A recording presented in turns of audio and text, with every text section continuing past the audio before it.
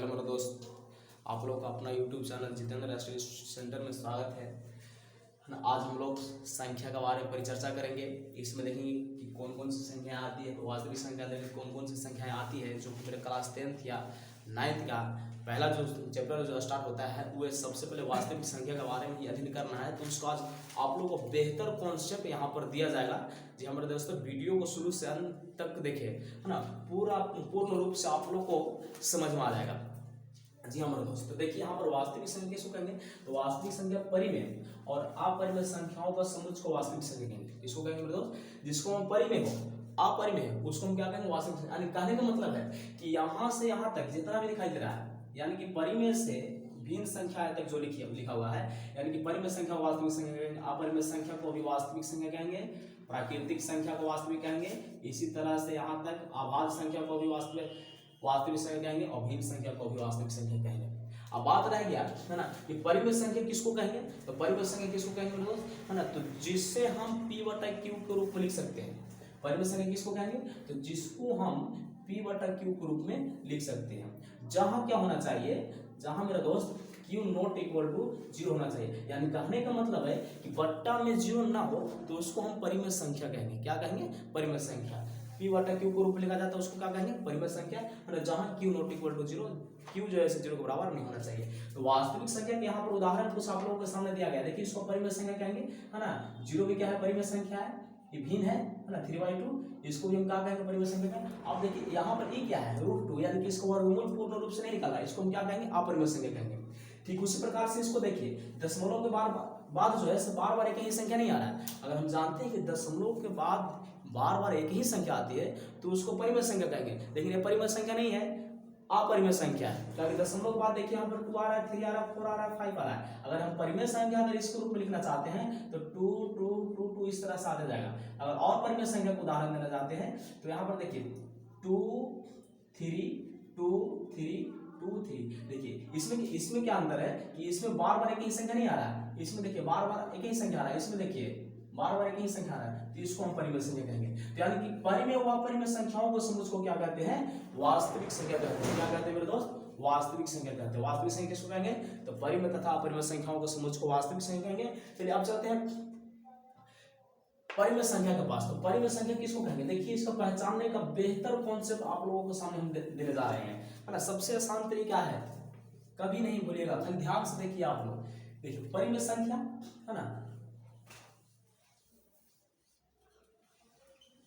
परिमेय संख्या, इसमें देखिए, है ना, 3 कंडीशन। पहला क्या है कि कोई भी संख्या को रूट में हो, क्या चीज हो, रूट में हो, तो पूर्ण रूप से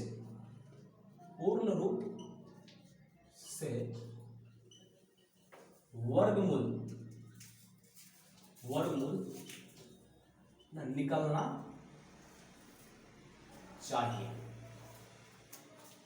अगर कोई संख्या रूट में है, क्या चीज है, रूट में है, देखिए इसको कह रहा है रूट में इसको क्या कहते हैं, रूट बोलते हैं, रूट में अगर कोई संख्या दिया गया है ना, और उसका वर्गमूल पूर्ण रूप से निकल रहा है तो उसको क्या कहेंगे, परिमेय संख्या कहेंगे। दूसरा कंडीशन क्या है कि दशमलव के बाद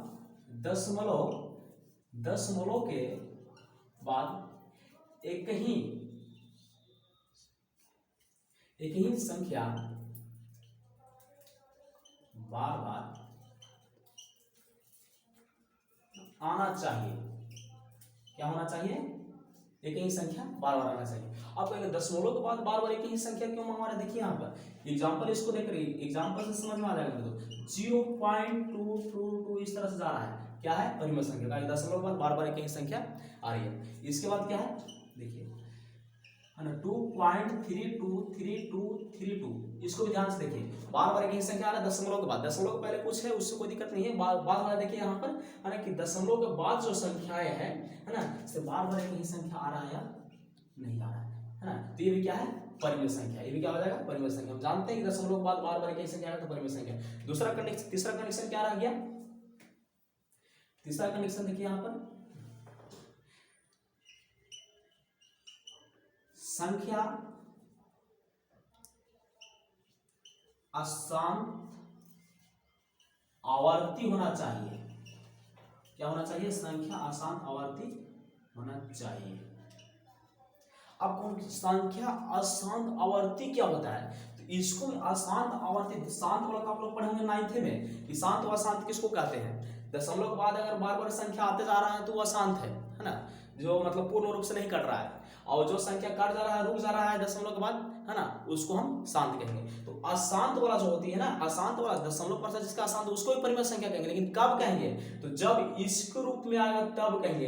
देखिए ये भी अशांत है, क्या करें, संख्या अशांत आवर्ती होना चाहिए, है ना। तो संख्या जो है अशांत है ना, लेकिन आवर्ती है। और आवर्ती क्या होता है, तो एक ही संख्या बार बार आता है, उसको आवर्ती कहेंगे। और अनावर्त किसको कहेंगे, जब बदला कर आएगा तो अनावर्त। तो आवर्ती किसको कहेंगे, देखिए ध्यान से, आवर्ती जहां पर मिलेगा, अशांत लगे या शांत लगे, इसको में अशांत लगे या शांत लगे, अगर आवर्ती है तो ये परिमेय है, ये क्या है, परिमेय है। और अगर अशांत लगल है और यहाँ पर अनावर्त लिखा हुआ है, अनावर्त, तो इसको तो मेरे दोस्त हम अपरिमेय संख्या कहेंगे। आंख मूंद करके इसको बोल देंगे अपरिमेय संख्या, अपरिमेय संख्या।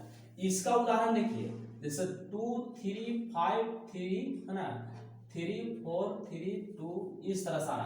देखिए दशमलव के बाद अगर हम लगा देख रहे हैं तो संख्याएं जो है सब बदला कर रहा है, तो अशांत तो है ही है। यहाँ पर देखिए आते जा रहा तो अशांत तो है। अब अनावर्त कैसे हो रहा है कि ये बदला कर संख्या आ रहा है ना, बदला कर संख्या आ रहा है। तो बदला कर जब संख्या आता है तो उसको क्या कहते हैं, अशांत अनावर्त कहते हैं, है ना, अशांत अनावर्त कहेंगे। और जब एक ही संख्या बार बार आ रहा है तो ये भी आ रहा है तो अशांत है, लेकिन आवर्ती है, कारण कि एक ही संख्या आ रहा है ना, तो इसको क्या कहेंगे, अशांत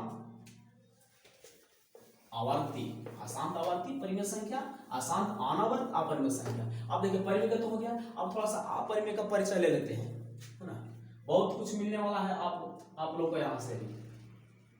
अपरिमेय संख्या ध्यान पूर्वक देखिए, किसी प्रकार का दिक्कत नहीं होने देंगे इसको।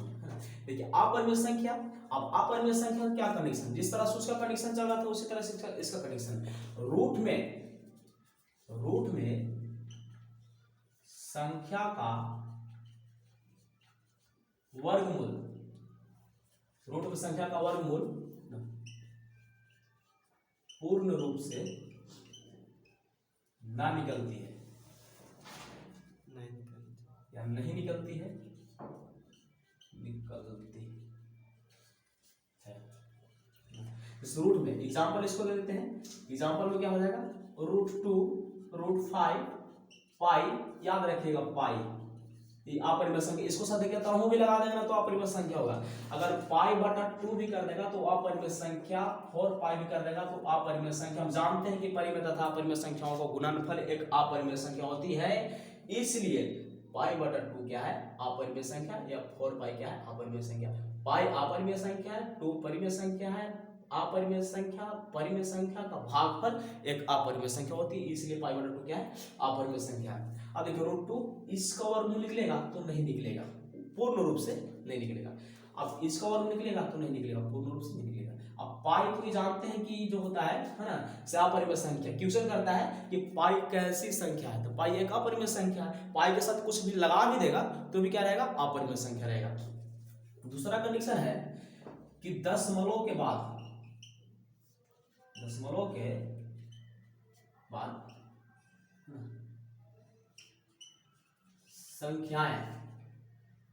दशमलव के बाद संख्याएं न बदला कर आना चाहिए। अब दशमलव के बाद संख्याएं बदला कर आना चाहिए, लेकिन बदला कर आना चाहिए, एक ही संख्या नहीं आना चाहिए। दशमलव है, जैसे कि एग्जांपल लेते हैं तो 0.2 3 4 5 6 इस तरह से आ रहा है। अब संख्या तो आ रहा है लेकिन बदला क्या आ रहा है ना, एक ही संख्या आता तो परिमेय हो जाता, लेकिन एक ही संख्या नहीं आ रहा है, इसको हम क्या बोलेंगे, अपरिमेय संख्या, है ना। और देखिए जैसे मान के चलिए 9.23 4 5 2 3 4 3 2 1 इस तरह से आ रहा है। तो अब इस तरह से आ रहा है तो देखिए बदला कर आ रहा है। आया कितना, 2 आया, 3 आया, 4 आया, 5 आया, 2 आया, 3 आया, 4 आया, फिर क्या आ गया, 3 आ गया। यानी कि संख्या जो है सब बदला कर आ रहा है, तो इसको भी क्या कहेंगे, अपरिमेय संख्या। तीसरा कंडीशन क्या है, अनावर्त, है ना। तीसरा क्या है, अशांत अनावर्त। अशांत अनावर्त जहां भी मिलेगा अपरिमेय संख्या में ठोक देंगे। अपरिमेय संख्या, अशांताना वर्ग। ठीक है, अब देखिए इसके बाद क्या है, प्राकृतिक संख्या मेरे दोस्त। बेहतर आप लोगों को कॉन्सेप्ट दिया जाएगा, किसी प्रकार का दिक्कत नहीं होगा। प्राकृतिक संख्या, अब देखिए प्राकृतिक सबसे पहले जाने प्राकृतिक संख्या किसको कहेंगे, तो प्राकृतिक संख्या किसे कहते हैं, वैसी संख्या जो एक से शुरू होकर के अनंतों तक चली जाती है उसको प्राकृतिक संख्या कहेंगे। वैसी संख्या जो एक से शुरू होकर के अनंतों तक चली जाती है उसको हम क्या कहेंगे प्राकृतिक संख्या। लेकिन हमेशा एक से शुरू होगा, कहाँ तक, हजारा मिलेगा है ना, इस तरह से इत्यादि, यानी कि अनंतों तक जाएगा। कहाँ तक जाएगा, अनंत तक, अनंत तक, अनंतों तक जाएगा। लेकिन शुरू कहाँ से होगा, तो एक से शुरू होगा, अनंत तक जाएगा, तो उसको हम क्या कहेंगे, प्राकृतिक संख्या। प्राकृतिक संख्या में अब ध्यान से देखिए, यहाँ पर प्राकृतिक संख्या में हमको क्या मिल रहा है। अगर प्राकृतिक संख्या लिख रहे हैं तो इसमें क्या मिला, 1 मिलेगा, 2 मिलेगा, 3 मिलेगा, 4 मिलेगा, 5 मिलेगा, 6, 7 इस तरह से मिलते जाएगा आप लोग, है ना। तो इसमें मिल क्या रहा है, हमको 1 मिल रहा है, विषम है मेरे दोस्त, 2 मिल रहा है, सम मेरे दोस्त, 3 मिल रहा है, फिर विषम मिल रहा है, 4 मिल रहा है, फिर सम मिल रहा है। तो यानी कि प्राकृतिक संख्या जो होती है इसे 2 प्रकार की होती है, विषम संख्या और सम संख्या। अब विषम संख्या में भी कुछ मिलता है, एक अभाज्य मिलता है, एक सहभाज्य मिलता है। एक अभाज्य मिलता है ना, और एक सहभाज्य मिलता है। तो सहभाज्य को तो हम लोग को समझे तो ना के बराबर पढ़ना है ना। लेकिन एक अभाज्य मिलता है, एक भाज्य मिलता है, तो एक हो जाएगा भाज्य। ठीक है, अब यहाँ पर आ गया अभाज्य, यहाँ से क्वेश्चन हर एक वर्ष उठाया जाता है अभाज्य संख्या से, है ना। इसमें ध्यान देने की बात है कि विषम संख्या तो भाज्य भी हो जाएगा, जैसे 9 है, 15 है, ये सब विषम है, 2 से कटने वाला नहीं है। वैसी संख्या जो 2 से पूर्णतः विभाजित नहीं होती है उसको विषम संख्या कहते हैं। तो यहाँ पर विषम संख्या जो है वे भाज्य में भी आएगा और अभाज्य में भी आएगा। तो भाज्य कौन वाला रहेगा और अभाज्य कौन रहेगा। ये अभाज्य को दूसरा नाम है रूढ़ संख्या, जिसको रूढ़ संख्या कहते हैं। क्या कहते हैं, रूढ़ संख्या कहते हैं। देखिए यहाँ पर लिखा होगा, है ना, अभाज्य संख्या या रूढ़ संख्या, है ना, अलग होता है। और एक भाज्य संख्या होता है जिसको हम लोग यौगिक संख्या भी कहते हैं, भूलना नहीं है, यौगिक संख्या। तो ये अभाज्य संख्या किसको कहेंगे, देखिए यहाँ पर अब जैसे कि हम विषम संख्या लिखते हैं, देखिए यहाँ पर ध्यान से, विषम संख्या 1 3 5 7 9 है ना, 11 13 15 इस तरह से जा रहा है। ठीक है, अब इसको में देखिए क्या मिल रहा है, एक में तो किसी से भाग लगेगा नहीं, एक और स्वयं के अलावे, 3 में तो एक और स्वयं के अलावे किसी संख्या से भाग लगेगा नहीं, 5 में एक और स्वयं के अलावे किसी अन्य संख्या से नहीं भाग लगेगा, 7 में उस तरह से, 9 में देखिए 1 से रहेगा, 3 से रहेगा, 9 से रहेगा। यानी कि 1 और स्वयं के अलावे किसी अन्य संख्या से भाग लग जा रहा है, तो उसको हम कहाँ लिखेंगे, भाज्य या यौगिक संख्या में। ठीक है, अब बाकी 1 3 5 है ना, 7 11 13 17 19 मेरे दोस्त देख लो। अब देखिए इसमें अगर इसका गुणनखंड करते हैं 1 का, तो 1 मिलेगा, 1 गुण 1, यानी कि वो इसको केवल तो 1 से भाग लगेगा, या तो स्वयं, तो स्वयं भी तो 1 है, तो 1 से भाग 3, चाहे तो 1 से भाग लगेगा, नहीं तो 3 से भाग लगेगा, 5 चाहे तो 1 से भाग लगेगा, नहीं 5। लेकिन कहने का मतलब यह है कि अभाज्य संख्या हम उसको कहेंगे जिसको में 1 और स्वयं के अलावे किसी अन्य संख्या से भागा न लगती है। अभाज्य संख्या किसको कहेंगे, वैसी संख्या जिसको 1 और स्वयं के अलावे किसी अन्य संख्या से भागा नहीं लगती है, उसको अभाज्य संख्या कहेंगे। 19 क्या है, तो 19 अभाज्य संख्या है, 1 और स्वयं यानी कि 19 के अलावे, 1 और 19 के अलावे किसी अन्य संख्या से भाग लेगा तो नहीं लेगा, तो इसको हम क्या कहेंगे, अभाज्य संख्या। अब कहता है भाज्य इसका जैसे उल्टा होता है, 1 और स्वयं के अलावे किसी अन्य संख्या से भागा लग जाती है तो उसको भाज्य या यौगिक संख्या कहते हैं। वैसी संख्या जिसमें 1 और स्वयं के अलावा किसी अन्य संख्या से भाग ला जाती है उसे यौगिक संख्या कहते हैं। जैसे 9 हो गया, 15 हो गया, 25 हो गया, 21 हो गया, ये सब भाज्य संख्या है। ये सब क्या है? भाज्य संख्या। ये अभाज्य संख्या, ये भाज्य संख्या। हर एक वर्ष यही क्वेश्चन उठाया जाता है मेरे दोस्त। अभाज्य संख्या, अभाज्य संख्या, अभाज्य संख्या उसे कहते हैं जिसको 1 और स्वयं के अलावा किसी अन्य संख्या से भाग ना लगे, अभाज्य संख्या किसको कहेंगे। और ऐसी संख्या जिसको 1 और स्वयं के अलावा किसी अन्य संख्या से भाग ना लगे उसको अभाज्य संख्या कहते हैं। ठीक है मेरे दोस्त। अब इसके बाद चलते हैं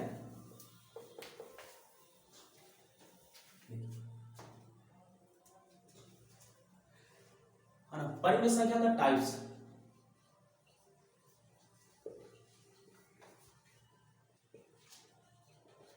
प्रकार इसमें देखिए, इसका भी 2 प्रकार होती है। इसको होता है एक भिन्न और एक होता है पूर्णांक। भिन्न में होता है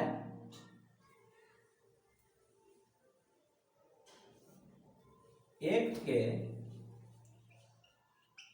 अलावे अन्य गुणनखंड नहीं होनी चाहिए, नहीं होनी चाहिए। एक के अलावे अन्य गुणनखंड नहीं होना चाहिए। तो भिन्न किसको कहेंगे? तो अंश बटा हर को भिन्न कहते हैं। अंश बटा हर को क्या कहते हैं? भिन्न कहते हैं। अब अंश बटा हर है ना, अंश बटा हर उभयनिष्ठ गुणनखंड जो हम लोग करेंगे ना, वो उसको मैं एक के अलावा जैसे देखने का मतलब एग्जांपल दे देते हैं। यहाँ से समझ में आ जाएगा 20/30 मेरे दोस्त। अब इसको हम 20 को तोड़ेंगे 2 × 2 × 5 मिलेगा। इसमें क्या मिलेगा? 2 × 3 × 5 मिलेगा, है ना। तो अब देखिए इसमें उभयनिष्ठ गुणनखंड मिल रहा है, ये है, ये है, यानी कि 5 × 10, यानी कि कहने का मतलब है कि इसका उभयनिष्ठ गुणनखंड मिल रहा है। 5 भी है और 2 भी है, तो इसको हम क्या कहेंगे? परिमेय संख्या कहेंगे, लेकिन भिन्न संख्या नहीं कहेंगे। भिन्न संख्या किसको कहेंगे? तो 2/3 को भिन्न संख्या कहेंगे, 5/7 को भिन्न संख्या कहेंगे, 9/8 को भिन्न संख्या कहेंगे। इसको भिन्न संख्या कहेंगे। अंश और हर में 1 के अलावा किसी कोई अन्य उभयनिष्ठ गुणनखंड नहीं है। अंश और हर में उभयनिष्ठ गुणनखंड 1 के अलावा नहीं है। 1 आएगा, इसका उभयनिष्ठ गुणनखंड 1 है, इसका कितना है? 1 है, तो 1 रहेगा तो क्या रहेगा? भिन्न संख्या, है ना। याद रखिएगा 20/30 वैसे भिन्न संख्या नहीं है, ये क्या है? तो परिमेय संख्या है ना, लेकिन हम इसको भिन्न संख्या नहीं कहेंगे, काहे कि कट रहा है। जब तक कटता है तब तक भिन्न संख्या नहीं रहता है, जब नहीं कटता है तब भिन्न संख्या रहता है। पूर्णांक संख्या, पूर्णांक संख्या का नाम सुनो, धनात्मक और ऋणात्मक संख्याओं का समुच्चय। धनात्मक और ऋणात्मक संख्याओं का समुच्चय को क्या कहेंगे हम? पूर्णांक संख्या। यानी कि हम ऐसे कह सकते हैं कि 2p, है ना, और 2q, है ना, ये सब क्या है? ये सब पूर्णांक संख्या। अब कारण क्या है कि पूर्णांक संख्या में इसको कह दे रहे हैं, और 2 रहता तो हम उसको पूर्णांक संख्या नहीं कहते, परिमेय संख्या खाली कहते हैं, पूर्णांक संख्या नहीं कहते। भिन्न संख्या अंतर्गत आ सकता है ना, लेकिन इसको हम भिन्न संख्या नहीं कहेंगे। क्यों नहीं कहेंगे? पूर्णांक संख्या क्यों कहेंगे? क्योंकि इसको मान अचर है, इसको मान हम नहीं जान रहे हैं, इसका मान मालूम नहीं है कि 2p का मतलब क्या होता है। इस p का मान बदला सकता है, यानी कि चर राशि इसके में आ गया है कि बदला सकता है। 2 हो सकता है p का मान माइनस हो सकता है p का मान प्लस हो। तो संख्या का क्या कर दिया? प्लस माइनस पर शक है कि नहीं? हाँ बिल्कुल शक है, प्लस माइनस पर शक है। तो जब तक शक है मेरे दोस्त तब तक पूर्णांक है मेरे दोस्त, है ना। यही जानते हैं कि धनात्मक और ऋणात्मक संख्याओं का समुच्चय को क्या कहते हैं? पूर्णांक संख्या। और यही पूर्णांक संख्या को संख्या रेखा में दर्शाते हैं। यही पूर्णांक संख्या को देखोगे इस तरह से, कहीं पर बिंदु 1 2 3 4 5 6 7 8 9 10, 1 आ गया इधर, 1 2 3 4 5 6 7 8 9 10, 1 आ गया। इधर क्या आएगा? जब बाएं तरफ जाते हैं तो माइनस होता है, और दाएं तरफ जाते हैं तो प्लस होता है। तो ये माइनस हो गया, ये प्लस हो गया, तो इसको हम पूर्णांक संख्या कहेंगे।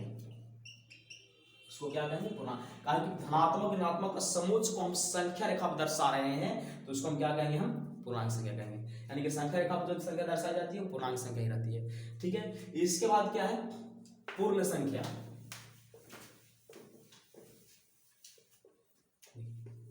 पूर्ण संख्या किसको कहेंगे?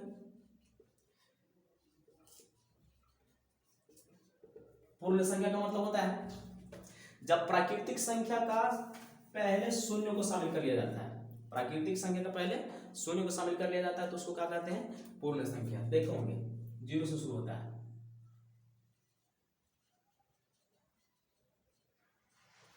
जीरो से शुरू होता है, इसको हम क्या कहेंगे? पूर्ण संख्या कहेंगे, कारण जीरो शामिल है इसमें। ठीक है, क्वेश्चन आता है, देखिए वैसी संख्या जो जीरो से शुरू होकर के अनंत तक चली जाती है उसे पूर्ण संख्या कहते हैं। अर्थात प्राकृतिक संख्या का पहले जब शून्य को शामिल कर लिया जाता है तो उसको हम पूर्ण संख्या कहते हैं। और प्राकृतिक संख्या, क्वेश्चन देखिए, प्राकृतिक संख्या 1 2 3 4 है ना 5 इस तरह से अनंत तक जाएगा दोनों। अब देखिए कहता है ना कि क्या पूर्ण संख्या को प्राकृतिक संख्या कहेंगे? पूर्ण संख्या को प्राकृतिक संख्या कहेंगे? तो कहेंगे कि नहीं। काहे नहीं कहेंगे? कारण पूर्ण संख्या में जीरो है, इसको में जीरो नहीं है, यानी कि सभी पूर्ण संख्या को प्राकृतिक संख्या नहीं कहेंगे। आप कहे ना कि सभी प्राकृतिक संख्या को पूर्ण संख्या कहेंगे, तो हाँ काहे कहेंगे? देखिए 1 है, इसको में तो इसको है ना, इसके पास है ना, इसके पास है ना, इसके पास है, इसके पास है, यानी कि जितनी भी सारे प्राकृतिक संख्या है वो सभी पूर्ण संख्या के पास है। तो जितनी भी सारे प्राकृतिक संख्या है वो सभी पूर्ण संख्या के पास है, इसलिए सभी प्राकृतिक संख्या को पूर्ण संख्या कहेंगे और सभी पूर्ण संख्या को प्राकृतिक संख्या नहीं कहेंगे, कारण कि इसमें जीरो है और जीरो का हम प्राकृतिक संख्या नहीं कहेंगे। वो सबसे छोटी पूर्ण संख्या होती है, सबसे छोटी पूर्ण संख्या जीरो और सबसे छोटी प्राकृतिक संख्या 1। यही तो अंतर है प्राकृतिक संख्या पूर्ण संख्या में। सबसे छोटी प्राकृतिक संख्या 1 और सबसे छोटी पूर्ण संख्या 0 होता है। अब देखिए इसके बाद भाज्य योग के बारे में आप लोग जान चुके हैं ना। अब भाज्य के बारे में जान गए, भिन्न के बारे में जान गए। अब चलते हैं, थोड़ा सा एक पॉइंट है ना, सबसे छोटी वाला बहुत ज्यादा पूछता है। सबसे छोटी विषम संख्या, सबसे बड़ी तो बहुत अनंत तक जाता है, सबसे छोटी को ज्यादा पढ़ना रहता है हम लोगों को। सबसे छोटी सम संख्या,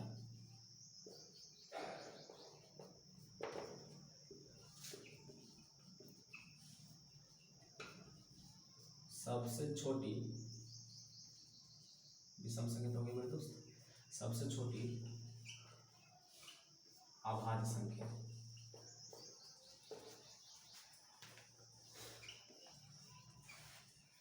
सबसे छोटी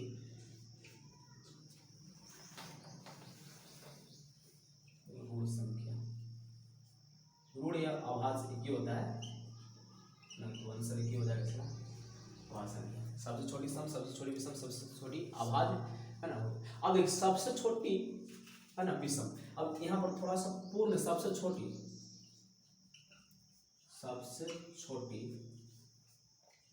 ना पूर्ण संख्या,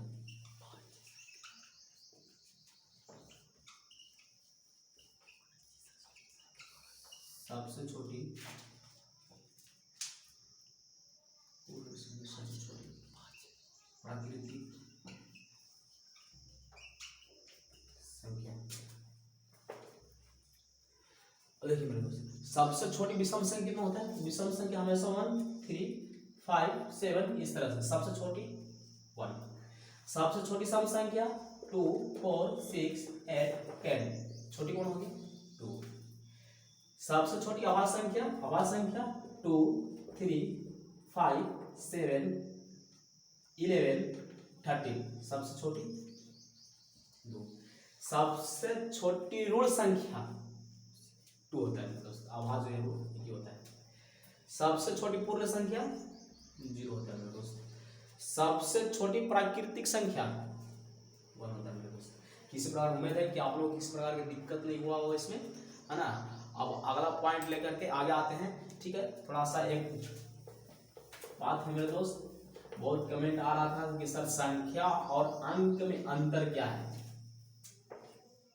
संख्या और अंक में अंतर क्या है? एक संख्या होता है मेरे दोस्त और एक अंक होता है मेरे दोस्त, है ना। तो संख्या और अंक में क्या अंतर है इसको देखना है। तो संख्या हम उसको कहेंगे, है ना, जिसमें इकाई तथा दहाई का समूह हो, उसी को हम संख्या कहेंगे। कम से कम इकाई दहाई होना चाहिए, अधिक से अधिक इकाई दहाई सैकड़ा हजार लाख 10 लाख 20 लाख 30 लाख कुछ हो जाए, लेकिन कम से कम इकाई और दहाई। और संख्या जो होती है 10 से शुरू होता है, 11 12 13 अनंत तक जाता है, ये होता है संख्या। अंक जो होता है मेरे दोस्त, अंकों की संख्या कितनी होती है? अंकों की संख्या 9। अंकों की संख्या कितना होती है? 9। हम 9 कहेंगे, देखिए 0 जो होता है पूर्ण संख्या के अंदर आ जाता है, तो इसको भी अंक कहेंगे, है ना। तो ऐसे मुख्य रूप से 9, और अगर आगे बढ़ते हैं तो 10। 10 क्या मिलेगा, है ना। जैसे कि यहाँ पर कहने का मतलब है कि 0 को शामिल करेंगे, 1, है ना, 2 3 कहाँ तक? 9 तक। संख्या कितना हो रहा है टोटल? 10। यानी कि अंकों की संख्या टोटल, सभी अंकों की संख्या 10, अंकों की संख्या 9, सभी अंकों की संख्या 10, अंकों की संख्या 9, है ना। तो ये अंक है। अंक में केवल एक कंडीशन है, अंक में केवल इकाई होता है, दहाई का यहाँ पर कोई चारा नहीं चलता है, केवल इकाई अंक होता है। और संख्या है तो कम से कम इकाई दहाई, जब, है ना, 2 अंक मिले तो संख्या बनाएगा। कितना? जैसे 1 है ना, तो ये देखिए इसको में एक दहाई है और एक जो है से इकाई है ना। तो दहाई और इकाई का समूह हो गया, तो इसको हम क्या कहेंगे? संख्या कहेंगे। और जिसको में दहाई इकाई का समूह से नहीं, केवल इकाई होता है, उसको अंक कहेंगे। जी दोस्तों, आज का क्लास आप लोग को यहीं पर स्टॉप किया जाता है। अब आप लोग को मिलते हैं नेक्स्ट वीडियो में। Thank you. जय हिंद, जय भारत।